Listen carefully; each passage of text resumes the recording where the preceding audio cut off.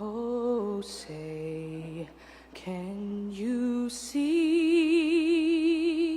by the dawn's early light what so proudly we hailed at the twilight's last gleaming, whose broad stripes and bright stars through the perilous fight o'er the ramparts we watched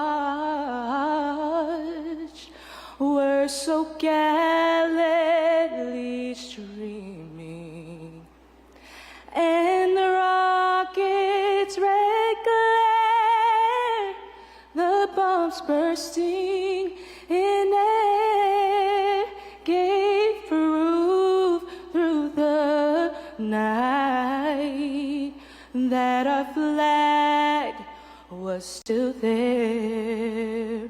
Oh, say, does that star-spangled banner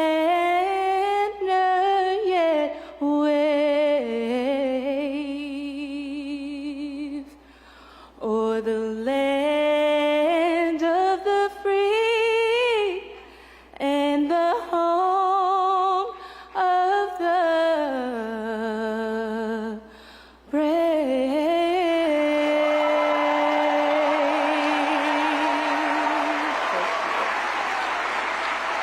Friends and colleagues, the Mayor of the City of Boston, Michelle Wu.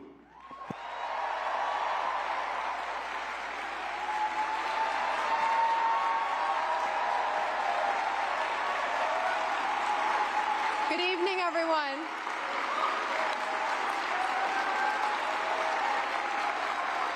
Good evening, Boston.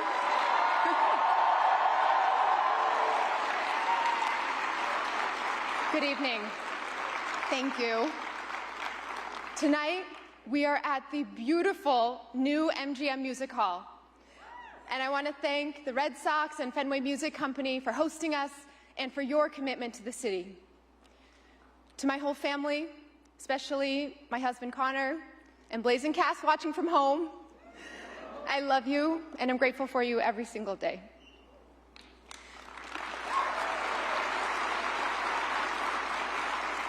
To my partners in public service, Council President Flynn and the Boston City Council, Chair Robinson and the Boston School Committee, Mayor Janey, Ambassador Flynn and Mrs. Flynn, Governor Healy, Attorney General Campbell, Treasurer Goldberg, state representatives and senators, county officials, thank you so much for being with us and for all that you do.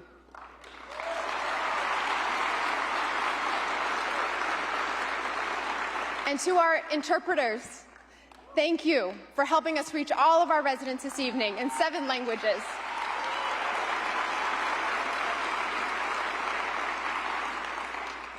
A year ago this week, I was bundled up for my very first snowstorm as mayor, riding shotgun with our superintendent of streets, Mike Brohl,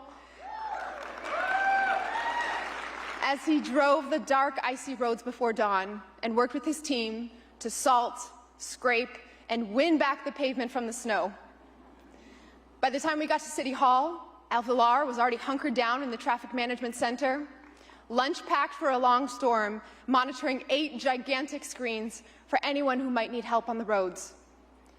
As the rest of our city slept, Boston's 311 and 911 call takers answered phones throughout the night to send services where needed, while emergency management crews, EMS, police, and fire stood ready. Our city is carried by so many people whose faces most of us never see, who aren't on the news or on stage accepting awards, but after a full day of serving our constituents, still find time to coach softball at Charlestown High Field or pack meals for new immigrant families in Mattapan Square. That's why on your way in tonight, you saw the beautiful portraits of just a few of our civic heroes. To all our city workers, every accomplishment and constituent service delivered, every detail of the agenda we're sharing here tonight is only possible because of you. I'm so proud to work alongside you every day.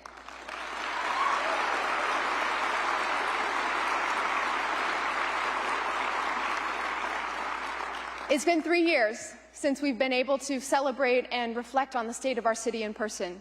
And we've all felt the collective toll of these years and the continued impact on our hearts and minds, on local businesses and household budgets.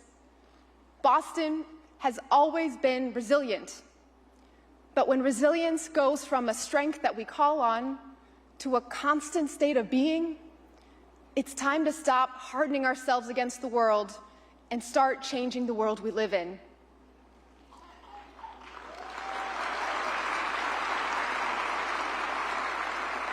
Real change comes from community. So I knew my first and most important job as mayor was to build the team that Boston deserves. That team is here tonight.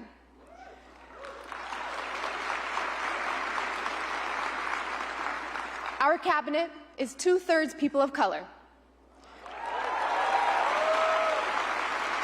We are BPS parents and graduates. We speak Spanish and Arabic, Vietnamese, Haitian Creole, and more.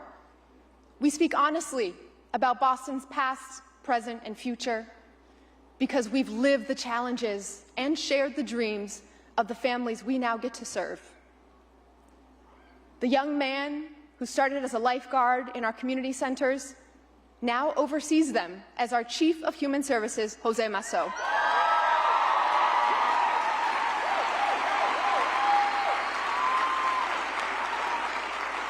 The school lunch lady's daughter, who found her calling as a teacher, then launched a nationally recognized high school in Dorchester, is now our Boston Public Schools Superintendent, Mary Skipper.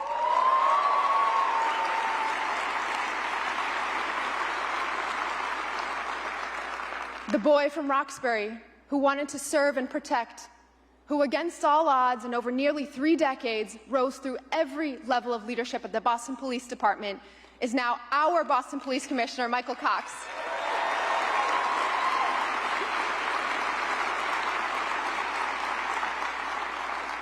The girl who watched her refugee parents wash dishes at restaurants so their kids could lead a better life now leads our efforts to ensure that all workers, no matter where they were born or what language they speak, have health, safety, and dignity on the job as our new Chief of Worker Empowerment, Trin Nguyen. I love this team. Should I do one more? The toddler who took his very first steps in City Hall daycare and grew up to hold city leaders accountable for vast racial disparities in city contracting as president and CEO of the Black Economic Council of Massachusetts, is now our Chief of Economic Opportunity and Inclusion, Shagunita Wu.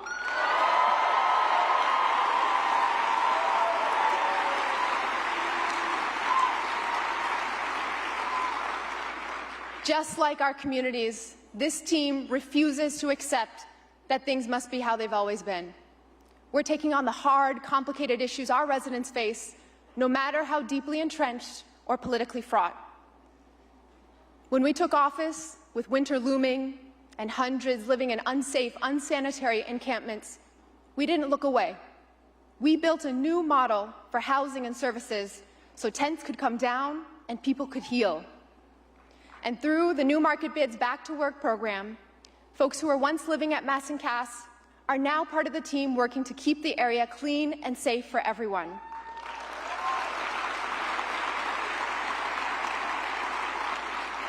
Some of those leaders are here tonight. Mike, Tim, Carlos, and Melissa, we are honored to be doing this important work together.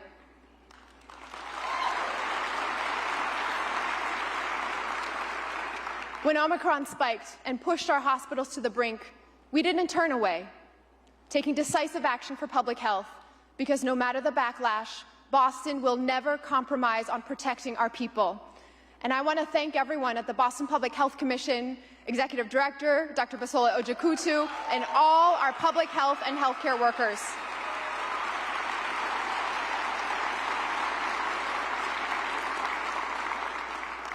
When we learned the MBTA would finally make major repairs to the Orange Line, but with just 2 weeks' notice, We didn't back away.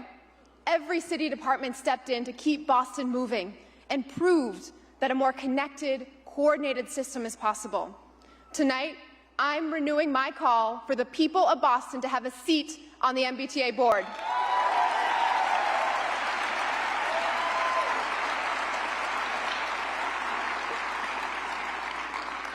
Under extraordinary circumstances, our team has refused to settle. Over the last year, we made 3 bus lines entirely fare-free, and now we are accelerating over 24 miles of new dedicated bus lanes, expanding our bike network, and organizing even more neighborhood open streets events.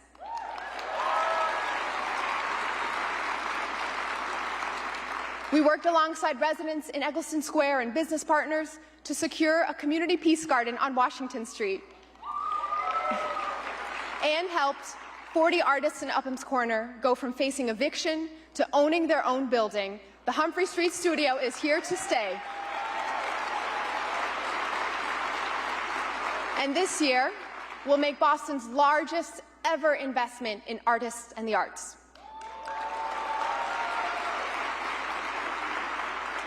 We made the spaces and services of our city more inclusive, opening a new, fully accessible City Hall Plaza and Senior Center in Orient Heights, partnering with the City Council and our Disability Commission to require closed captioning on public TVs, connecting 19,000 seniors to services, and making our 311 app multilingual for the first time in 11 languages.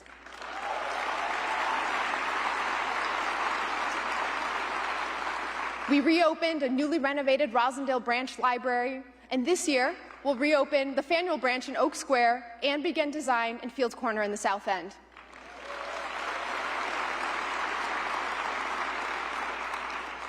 Our Office of Early Childhood made dozens of new pre-K classrooms free for our littlest learners and launched a professional development program to help early educators teach in Boston debt-free.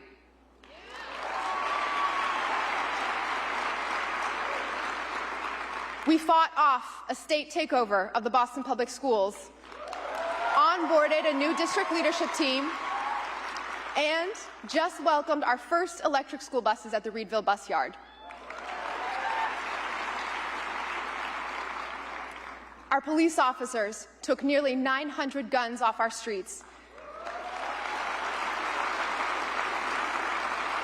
and worked with community to achieve the lowest level of Part 1 violent and property crime in 15 years.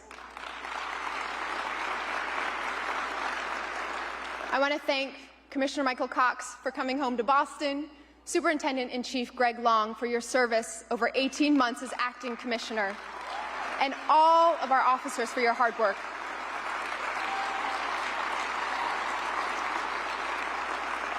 We are looking to end community violence with new strategies to address trauma and provide essential supports, from our Youth Safety Task Force to an alternative crisis response program with EMS and behavioral health services. And this April, we will launch a Fire Cadet program, thanks to the leadership of our new Fire Commissioner, Paul Burke.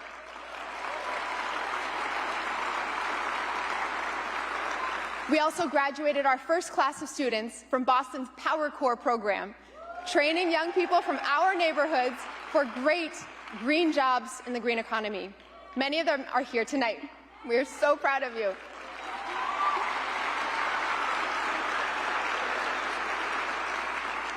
We've invested in long-standing legacy businesses and are helping new entrepreneurs fill vacant retail spaces to revitalize our neighborhood commercial districts. And we're excited that Lego's North American headquarters is coming to Boston.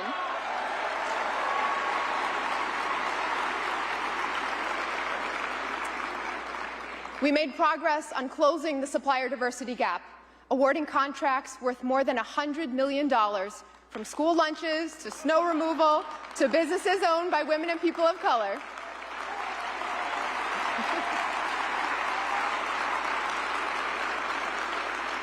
And thanks to legislation passed by the City Council and approved by the state legislature last month, we'll be able to do even more. And we did all this on top of filling 5,000 potholes, collecting more than 500 tons of curbside composting, and plowing through 53 inches of snow last year.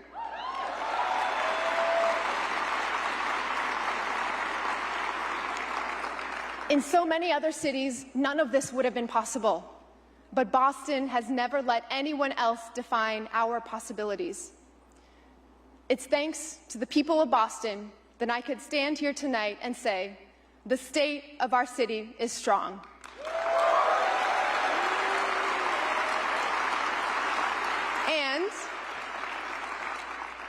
And we have the resources, the resolve, and the responsibility to make it even stronger. As we look to the year ahead, our administration is focused on building a green and growing city for everyone. Doing so will require that we reckon with and rebuild the systems that got us here. When the Boston Redevelopment Authority was created nearly 70 years ago, its purpose was singular: to clear the way for new development, even if that meant displacing tens of thousands of working-class, immigrant, and Black and brown residents. Since 2016, it's been called the Boston Planning and Development Agency, or BPDA, but the focus on building buildings rather than community has held back the talent of its staff and deepened disparities in our city.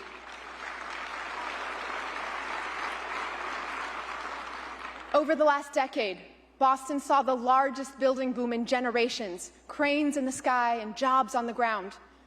But that growth wasn't harnessed for the benefit of all our communities.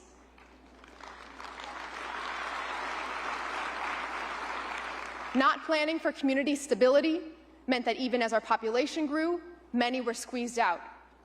Not planning for affordability and transit meant that housing prices soared and traffic snarled. Not planning for sustainability meant that as new development reshaped our skyline, public infrastructure continued to age: subway tracks and school buildings, pools and community centers. Now, stronger storms and hotter summers raise the stakes. The pandemic has thinned out our usual downtown crowd, and inflation has forced many workers to balance 2 or 3 jobs just to keep milk in the fridge or make rent. In this moment of need, we have an opportunity and an obligation to change how we plan for Boston's future.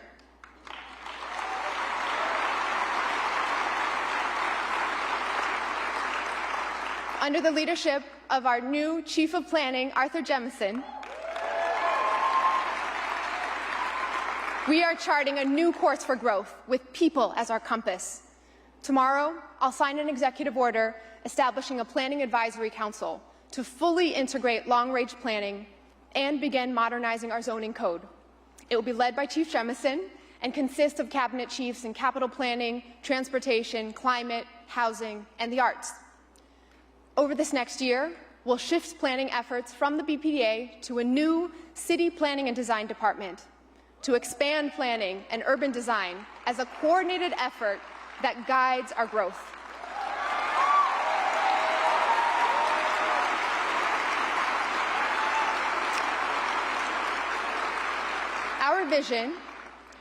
Our vision is for Boston to sustainably reach our peak population of 800,000 residents, with the housing and schools, parks, and public transit to support that growth. Next week, we'll file a home rule petition to formally end the decades-old urban renewal mission of eradicating so-called blight and urban decay, and instead rededicate our resources toward Boston's urgent needs today: resiliency, affordability, and equity.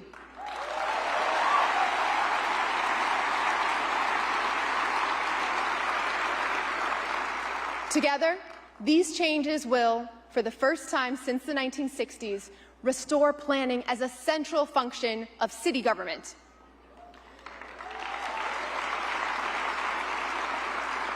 I've also charged our team with improving the uneven and unpredictable approval process that frustrates community members and developers. Next month, we'll form a steering group of real estate and community leaders to recommend changes to our Article 80 development review process. We'll simplify and accelerate timelines so that good projects get shovels in the ground faster. We'll also transfer compliance and enforcement from the BPDA to the Office of Housing so our communities can be confident that we're always getting the full benefit of development agreements. Of course, we can't grow sustainably unless our residents are secure in their homes. Our housing crisis displaces children and families, drives down enrollment in our schools, hurts local businesses, increases homelessness, and strains our public health and safety systems. So, our housing plan must be just as comprehensive. We'll deploy every tool, every strategy, and every resource to create more housing that residents can actually afford. We'll prioritize keeping residents in their homes and closing the racial wealth gap by boosting homeownership. Last year, our Office of Housing permitted 3,800 housing units, the most since 2018, including 1,300 affordable units, the most in a generation. And we'll do even more. We're directing the bulk of our federal recovery dollars, thanks to the partnership with the City Council, to housing. In the coming weeks, we'll also be sending the City Council a home rule petition on rent stabilization to end rent gouging and protect our families from eviction and displacement.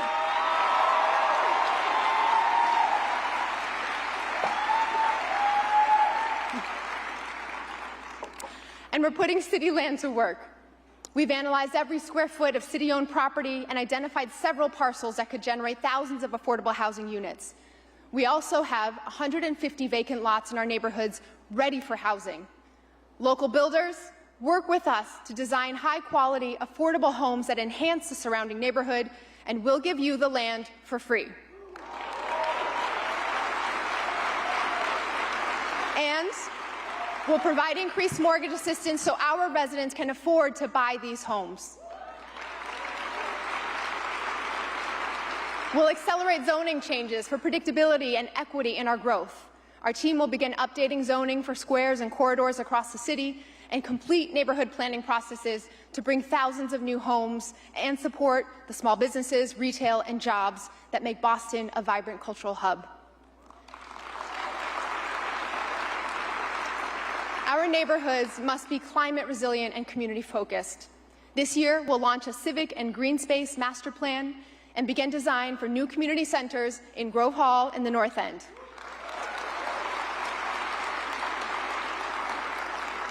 And we'll help residents invest in retrofitting older homes like triple-deckers to save money on utility bills and protect against flooding and heat.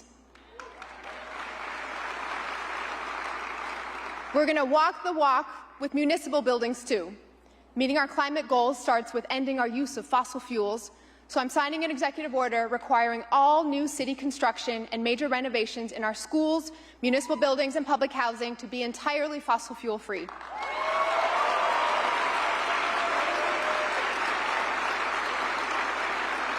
And because green and affordable go hand in hand, together with the Boston Housing Authority, by 2030, we will end the use of fossil fuel in the city's public housing developments.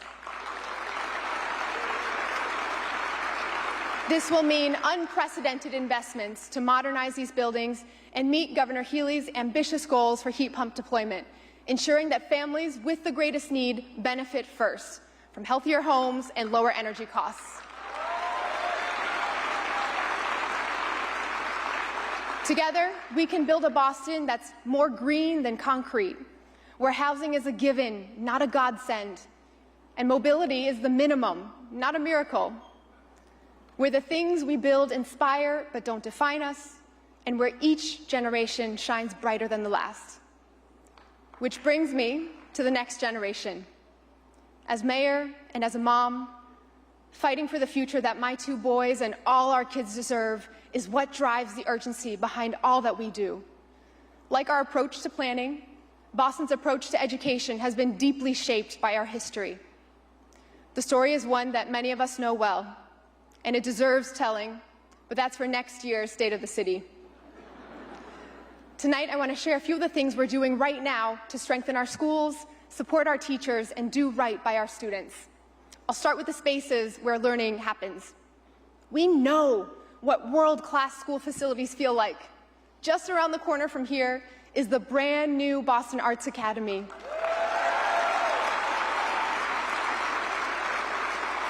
It's beautiful, energy efficient, and meets the needs and the possibility of our young people. but we haven't been moving fast enough. The Josiah Quincy Upper School in Chinatown will be our next brand new state-of-the-art high school.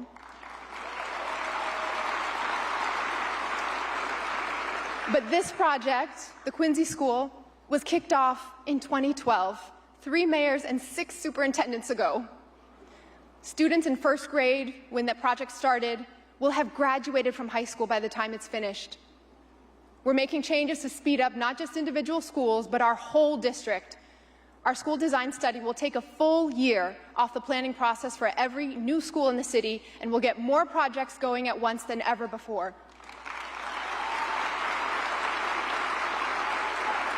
Of course, our vision for our students goes beyond facilities. Superintendent Skipper and I won't settle for anything less than academic excellence across all our schools, accessible to all our students.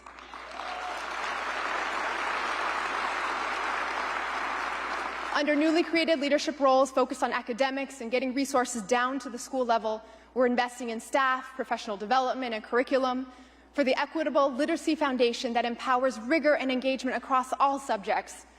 We'll follow through on our landmark agreement with the Boston Public Schools Teachers Union to co-design and transform how we serve students with disabilities by investing $50 million in inclusion, so every student gets the education they deserve.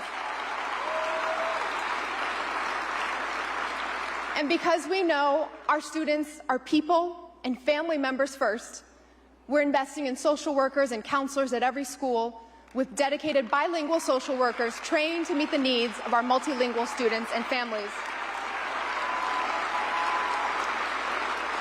Last spring, to prepare our students for tomorrow's opportunities, we announced new early college and innovation pathways at 5 high schools across BPS, where young people get real work experience and take college-level courses in fields like finance, health, and biotech. Tonight, I'm announcing that in partnership with UMass Boston, we'll build on that foundation by piloting a Year 13 program at Fenway High School. This will give our students an additional full year of college-level courses debt-free as they transition to college and accelerate toward a degree.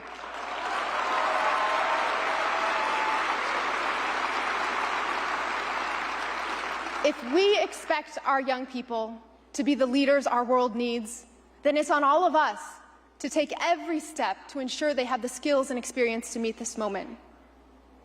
We recently celebrated the creation of our new Office of Youth Engagement and Advancement. That's right, oh yeah. We celebrated with a group of students from the Blackstone School, and they didn't hold back. They asked about plans for after-school programming and when the pool would reopen. And a 3rd grader in a pink puffy coat wanted to know, ¿Cómo se siente ser alcaldesa? How does it feel to be mayor? And I didn't know what to say. Ocupada, I told her. Busy, which is true, but it's also so much more than that. It can feel surreal and stressful, exhausting and empowering. It feels like the most important work in the world. But more than anything, it feels like a gift to be able to get up every day and go to work for the city I love with people who love it too.